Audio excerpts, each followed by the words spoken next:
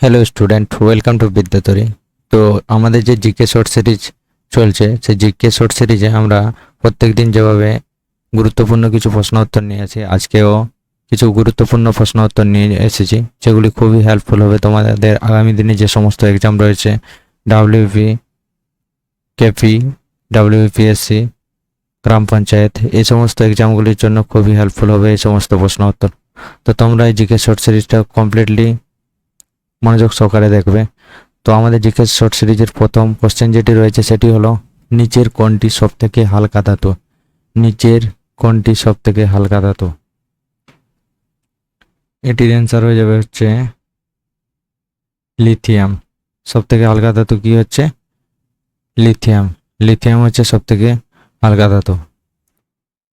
আর সবচেয়ে ভারী প্রাকৃতিক ধাতু হলো, সবচেয়ে ভারী সবচেয়ে ভারী সবচেয়ে ভারী প্রাকৃতিক ধাতু হলো, সবচেয়ে ভারী প্রাকৃতিক ধাতু হলো অসমিয়াম। তোমরা এটাও মনে রাখবে যে সবচেয়ে ভারী প্রাকৃতিক ধাতু, সবচেয়ে ভারী প্রাকৃতিক ধাতু হলো অসমিয়াম। তারপরেই রয়েছে হচ্ছে ইরিডিয়াম। এবং প্রাকৃতিক উপাদানগুলোর মধ্যে সবচেয়ে ভারী ধাতু হলো ইউরেনিয়াম। প্রাকৃতিক উপাদানগুলির মধ্যে সবচেয়ে ভারী ধাতু হলো ইউরেনিয়াম। যদি আমরা এটা হচ্ছে পারমাণবিক সংখ্যার দিক থেকে বিবেচনা করা হয়, তবে প্রাকৃতিক উপাদানগুলোর মধ্যে সবচেয়ে ভারী ধাতু হলো ইউরেনিয়াম। কি? ইউরেনিয়াম। কিসের ভিত্তিতে এটা? পারমাণবিক সংখ্যার দিক থেকে বিবেচনা যদি করা হয়, তাহলে সবচেয়ে ভারী ধাতু হলো হচ্ছে ইউরেনিয়াম, যার পারমাণবিক সংখ্যা হচ্ছে 92। কত? 92। যার পারমাণবিক সংখ্যা হচ্ছে 92। নেক্সট প্রশ্নে যাওয়া যাক। এগুলো মনে রাখবে তোমরা, এগুলো খুবই ইম্পর্টেন্ট। নিউটনের কোন গতিসূত্র থেকে বলের সংজ্ঞা পাওয়া যায়? নিউটনের কোন গতিসূত্র থেকে বলের সংজ্ঞা পাওয়া যায়? এটি হয়ে যাবে হচ্ছে প্রথম। বলের সংজ্ঞা পাওয়া যায় প্রথম গতিসূত্র থেকে। আর দ্বিতীয় থেকে কি পাওয়া যায়? দ্বিতীয় গতিসূত্র থেকে কি পাওয়া যায়? ভরবেগের ধারণা। ভরবেগের ধারণা কি পাওয়া যায়? ভরবেগের ধারণা। এবং তৃতীয় থেকে কি পাওয়া যায়? ক্রিয়া ও প্রতিক্রিয়া। ক্রিয়া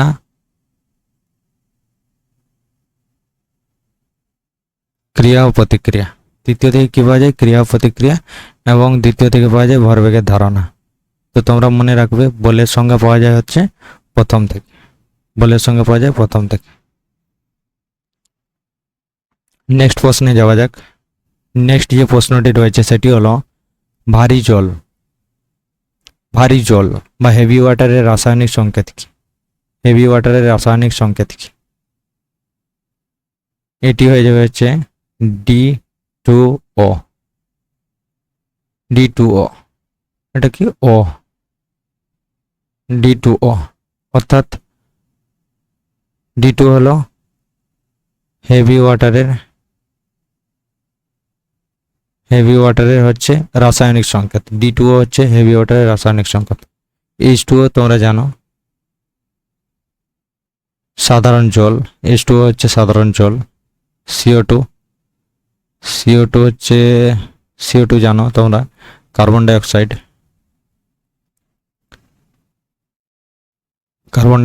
এটি সাধারণত আগুন নেভাতে কাজে লাগে। কি? আগুন নেভাতে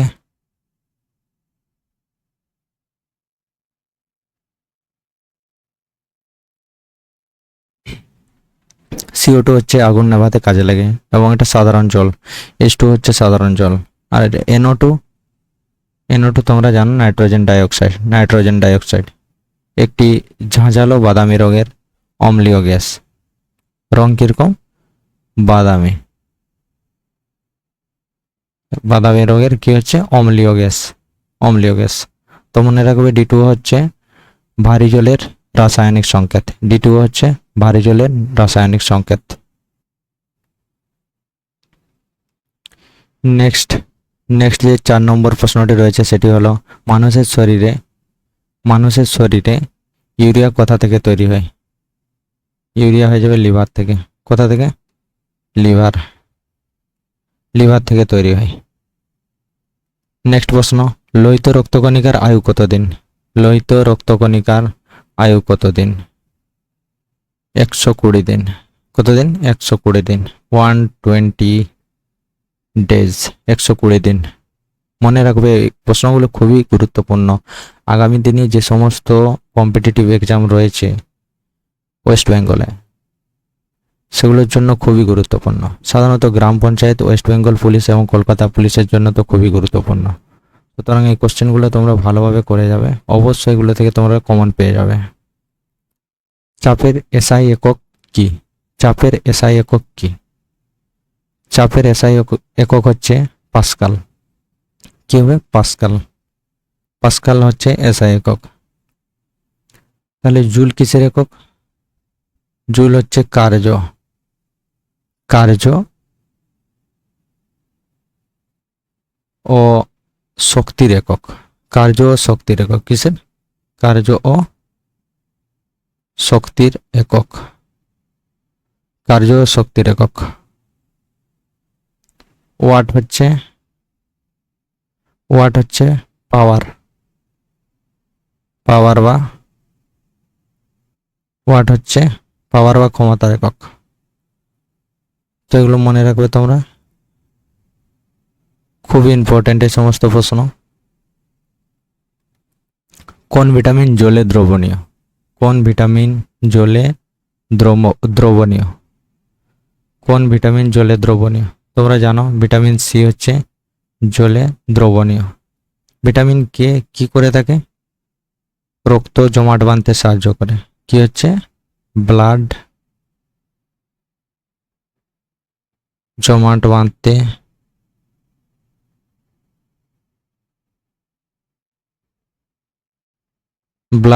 বাঁধতে সাহায্য করে।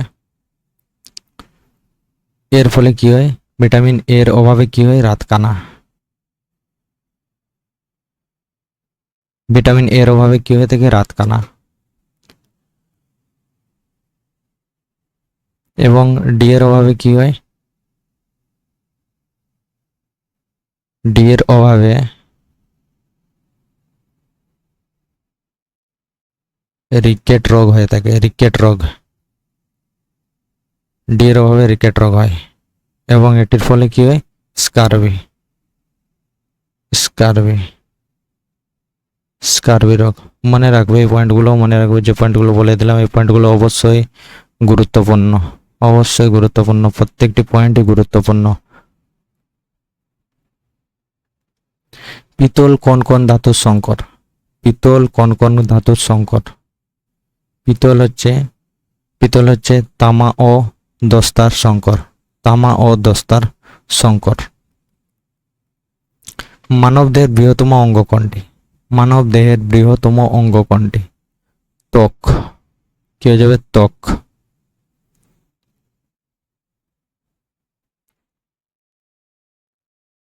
খুব ইম্পর্টেন্ট কোশ্চেন।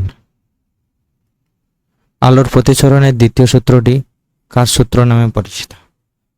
আলোর প্রতিসরণের দ্বিতীয় সূত্রটি কার সূত্র নামে পরিচিত? আলোর প্রতিসরণের দ্বিতীয় সূত্রটি কার সূত্র নামে পরিচিত? এটি হয়ে যাবে হচ্ছে স্নেল।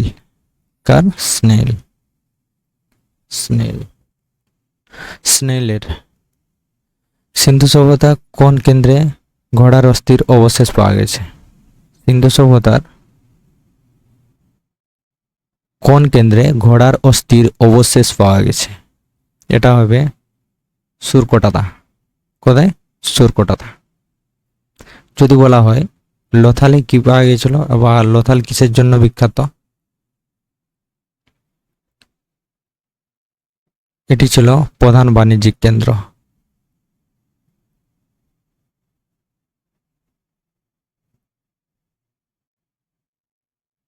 লোথাল ছিল প্রধান বাণিজ্যিক কেন্দ্র। এটি সাধারণত কোথায় কোথায় আছে? গুজরাট। গুজরাট প্রধান বাণিজ্যিক কেন্দ্র ছিল লোথাল এবং এটি সাধারণত গুজরাটে অবস্থিত। এখানে প্রাচীনতম পতাশ্রয় বা ডকইয়ার্ড পাওয়া গেছিল ডকইয়ার্ড। ডকইয়ার্ড পাওয়া যায় কোথায়? লোথালে। প্রাচীনতম পতাশ্রয় বা ডকইয়ার্ড পাওয়া গিয়েছিল। কালীবাগান। কালীবাগান শব্দের অর্থ কি? কালীবাগান শব্দের অর্থ হচ্ছে কালো চুড়ি। কালো চুড়ি। কালো চুড়ি। এটি কোথায় আছে? রাজস্থান। রাজস্থান। রাজস্থানে আছে। হরপ্পা প্রথম আবিষ্কৃত সাইট। প্রথম আবিষ্কৃত সাইট ও বিশাল শস্যাগার পাওয়া গেছে। এখানে কি বিশাল?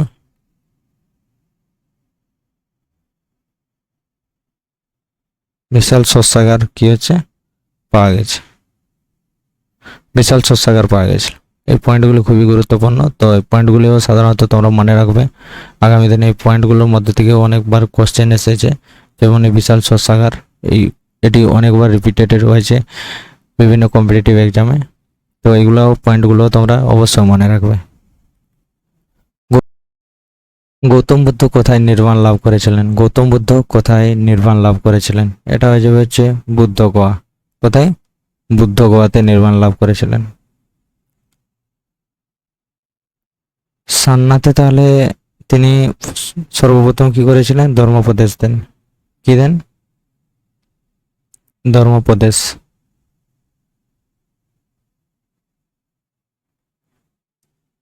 সান্নাতে ধর্মোপদেশ দেন। লুম্বিনীতে তিনি জন্মগ্রহণ করেন। লুম্বিনীতে তিনি জন্মগ্রহণ করেন। এই লুম্বিনী কোথায় আছে? লুম্বিনী সাধারণত নেপাল। কোথায়? নেপালে রয়েছে। কুশীনগর। কুশীনগর কিসের জন্য বিখ্যাত? বুদ্ধদেবের মহাপ্রয়াণ বা মৃত্যু ঘটে, যাকে মহাপরিনির্বাণ বলা হয়। মহাপরিনির্বাণ বলা হয়। মহাপরিনির্বাণ বলা হয়। মহাপরিনির্বাণ। মহাপরিনির্বাণ। নেক্সট কোশ্চেনে যাওয়া যাক। নেক্সট কোশ্চেন যেটি রয়েছে সেটি হলো, দিল্লির সুলতানি শাসনের প্রতিষ্ঠাতা কে ছিলেন? দিল্লির সুলতানি শাসনের প্রতিষ্ঠাতা কে ছিলেন? কুতুবউদ্দিন আইবক। আবার ইলতুৎমিশকে কি বলা হয়? ইলতুৎমিশকে বলা হয় দিল্লির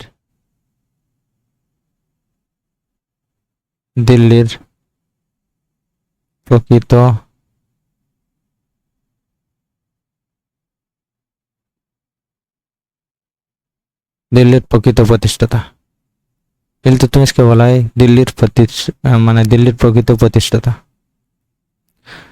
ভারতের শেষ ভাইসরয় কে ছিলেন? ভারতের শেষ ভাইসরয় কে ছিলেন? Lord Mountbatten. লর্ড মাউন্টব্যাটেন ছিলেন ভারতের শেষ ভাইসরয়। আর প্রথম কে ছিলেন? প্রথম ছিলেন হচ্ছে লর্ড ক্যানিং। লর্ড ক্যানিং কে? লর্ড ক্যানিং। ইনি কি করেছিলেন? সত্য বিলোপ নীতি বাতিল করেছিলেন। সত্য বিলোপ নীতি বাতিল করেছিলেন। সত্য বিলোপ নীতি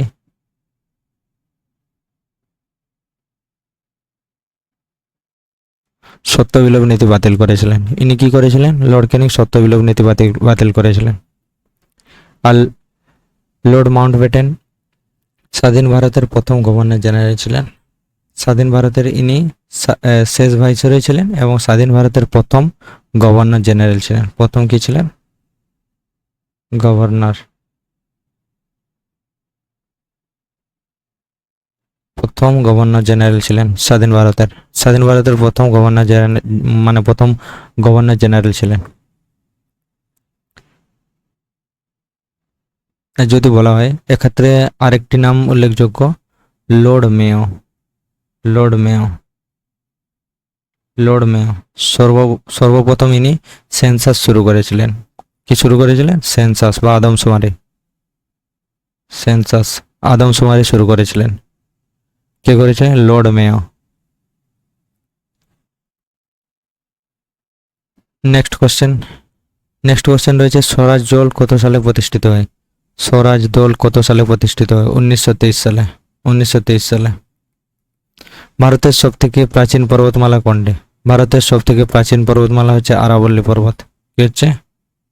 আরাবল্লী পর্বত। আরাবল্লী পর্বত। ভারত ছাড়ো আন্দোলনের নেতাদের গ্রেপ্তারের জন্য ব্রিটিশ সরকার কোন অভিযান শুরু করেছিলেন?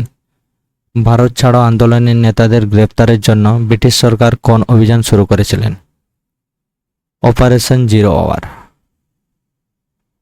Operation zero hour. Operation zero hour অবশ্যই মনে রাখবে, খুবই ইম্পর্ট্যান্ট, খুবই ইম্পর্ট্যান্ট একটি কোশ্চেন। ভারতের কন্ট্রোলার অ্যান্ড অডিটর জেনারেল বা কেগ কত বছরের মেয়াদের জন্য নিযুক্ত হন? 6 বছর এবং 65 ইয়ার্স। 2025 সালে কোন জাপানি গণিতবিদ নোবেল পুরস্কার পেয়েছেন? মাসাকি কাশিওয়ারা। মাসাকি কাশিওয়ারা ইনি সর্বপ্রথম নোবেল প্রাইজ বা নোবেল পুরস্কার পেয়েছিলেন। রামায়ণের দৃশ্য চিত্রিত করে কান্দিয়ান ডান্স কোন দেশে পরিবেশিত হয়? কান্দিয়ান ডান্স সাধারণত শ্রীলঙ্কায় পরিবেশিত হয়। কোথায় হয়? কোথায়? শ্রীলঙ্কাতে। কান্ডিয়ান ডান্স পরিবেশিত হয় শ্রীলঙ্কাতে। কোন রাজ্য সরকার বাল্মীকি মহোৎসব 2025 চালু করেছে? বিহার। কে হচ্ছে? বিহার। ময়রাং সাই হলো একটি ঐতিহ্যবাহী লোকসঙ্গীত, এটি কোন রাজ্যের? মণিপুর। মণিপুর।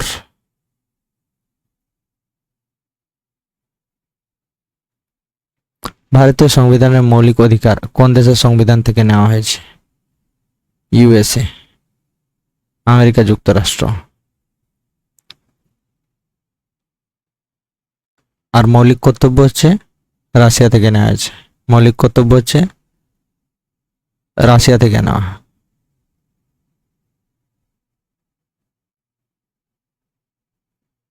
কর্তব্য হচ্ছে রাশিয়া থেকে নেওয়া হয়েছে। রাশিয়া থেকে। রাজ্যসভার সদস্য হওয়ার জন্য ন্যূনতম বয়স কত হওয়া প্রয়োজন? এই কোশ্চেনটি বারবার রিপিট হয়েছে, এটি খুবই গুরুত্বপূর্ণ একটি প্রশ্ন। এটি হয়ে যাবে হচ্ছে 30 বছর। রাজ্যসভা সভা 30 বছর, আর লোকসভা হচ্ছে 25।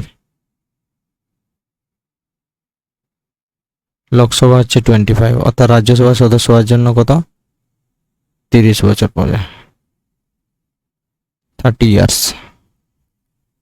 গান্ধীজি কোন সালে দক্ষিণ আফ্রিকা থেকে ভারতে ফিরে আসেন? 1915 সালে। কত? 1915 সালে। আর এই 1919 তিনি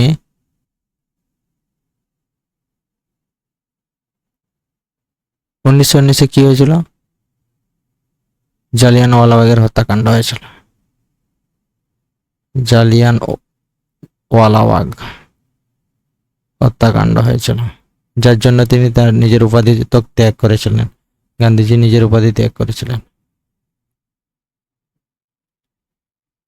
ইকুইনক্স কথাটির অর্থ কি? ইকুইনক্স কথাটির অর্থ হচ্ছে দিন ও রাত্রি সমান। এইখান থেকে মনে রাখবে ইকুয়ালিটি। ইকুয়ালিটি মিন্স হচ্ছে সমান, সেখান থেকেই ইকুইনক্স এসেছে। ট্রিক দিয়ে মনে রাখবে, তাই হচ্ছে কি হতে দিন ও রাত্রি সমান, ইকুইনক্স। লোহিত রক্তকণিকার গড় আয়ু কতদিন? 120 দিন। কতদিন হবে? 120 দিন। পানিপথের দ্বিতীয় যুদ্ধ কত সালে হয়েছিল? 1556। কোন নদীকে দক্ষিণের গঙ্গা বলা হয়? গোদাবরী। গোদাবরীকে দক্ষিণের গঙ্গা বলা হয়, আবার বৃদ্ধ গঙ্গাও বলা হয় তাকে, বৃদ্ধ গঙ্গা বলা হয়। এটা দক্ষিণ ভারতের দীর্ঘতম নদী, দক্ষিণ ভারতের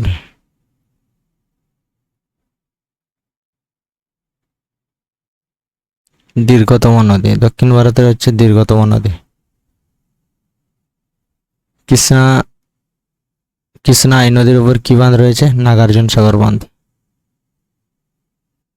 নাগার্জুন সাগর বাঁধ রয়েছে, নাগার্জুন সাগর বাঁধ রয়েছে। কৃষ্ণা নদীর উপর নাগার্জুন সাগর বাঁধ রয়েছে। পয়েন্টগুলো মনে রাখবে, এই পয়েন্টগুলো খুবই গুরুত্বপূর্ণ, এই পয়েন্টগুলো খুবই গুরুত্বপূর্ণ। আগামী দিনে যে সমস্ত এক্সাম রয়েছে সে সমস্ত এক্সামের জন্য খুবই গুরুত্বপূর্ণ এই প্রশ্নগুলি। সাধারণত গ্রাম পঞ্চায়েতের জন্য তো খুবই ইম্পর্টেন্ট এইসব প্রশ্ন। মানুষের শরীরে ভিটামিন সি এর অভাবে কোন রোগ হয়? আগেই বলে দিয়েছি, ভিটামিন সি এর অভাবে স্কারবি হয়, রিকেট হয় ডি এর অভাবে, রাতকানা হয় এর অভাবে, স্কারবি হয় সি এর অভাবে। বেরিবেরিটা তোমরা কমেন্ট করে জানাবে, বেরিবেরি কোন ভিটামিনের অভাবে হয় তোমরা কমেন্ট করে জানাবে। ইন্ডিয়া ডিভাইডেড বইটির লেখককে? ডক্টর রাজেন্দ্র প্রসাদ। কি? ডক্টর রাজেন্দ্র প্রসাদ। প্রথম এশিয়ান গেমস কোথায় অনুষ্ঠিত হয়? নতুন দিল্লিতে। প্রথম এশিয়ান গেমস হচ্ছে নতুন দিল্লিতে অনুষ্ঠিত হয়েছিল। রিপিট হয়েছে এটি। রয়্যাল বেঙ্গল টাইগারকে কত সালে ভারতের জাতীয় পশু হিসাবে ঘোষণা করা হয়? 1973 সালে। 1973 সালে। দিল্লির সুলতানি আমলের দাস বংশের প্রতিষ্ঠাতা কে ছিলেন? কুতুবউদ্দিন আইবক। কুতুবউদ্দিন আইবক।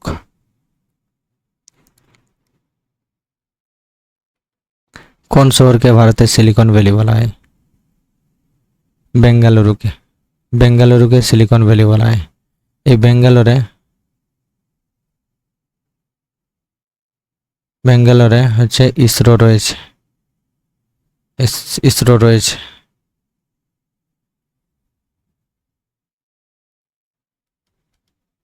সত্যমেব জয়তে কথাটি কোন উপনিষদ থেকে নেওয়া হয়েছে? এটি হচ্ছে মুন্ডক উপনিষদ। কোথা থেকে? মুন্ডক উপনিষদ। মহাভারতের আদি নাম কি ছিল? জয় সংহিতা। মহাভারতের আদি নাম ছিল জয় সংহিতা, মনে রাখবে। নিচের কোন গ্রহটি সূর্যের সবচেয়ে কাছে অবস্থিত? বুধ। বুধ হচ্ছে সবচেয়ে কাছে অবস্থিত। মানুষের শরীরে রক্ত জমাট বাঁধতে কোন ভিটামিন সাহায্য করে? Vitamin K. এগুলা তো আগেই বলে দিলাম কোনটা কি কাজে লাগে। কোন পাল রাজা বিখ্যাত বিক্রমশিলা মহাবিহার প্রতিষ্ঠা করেছিলেন বা বিক্রমশিলা ইউনিভার্সিটি প্রতিষ্ঠা করেছিলেন? এটি হয়ে যাবে ধর্মপাল। তো জিকে শর্ট সিরিজের লাস্ট কোশ্চেন ছিল এটি। যদি প্রশ্নগুলো তোমাদের হেল্পফুল মনে হয় তাহলে অবশ্যই ভিডিওটিকে লাইক করবে এবং চ্যানেলটিকে সাবস্ক্রাইব করবে। এইভাবে আগামী দিনে জিকে শর্ট সিরিজের বিভিন্ন সিরিজ পেতে অবশ্যই আমাদের সাথে থাকবে। তো সুতরাং আজ এই অবধি, দেখা হচ্ছে নেক্সট ভিডিওতে। Thank you.